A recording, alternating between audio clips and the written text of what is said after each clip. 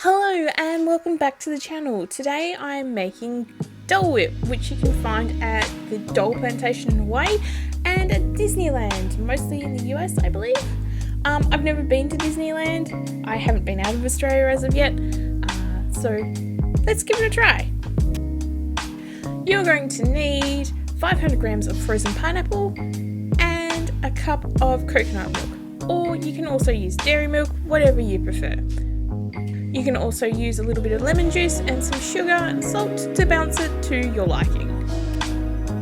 Place the pineapple into the blender, don't do what I do and overfill your blender, and add the milk.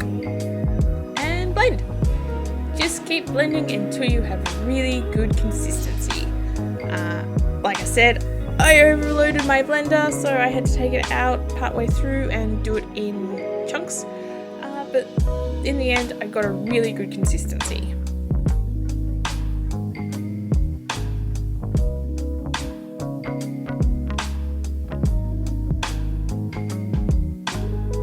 This was delicious and pretty simple to make at home.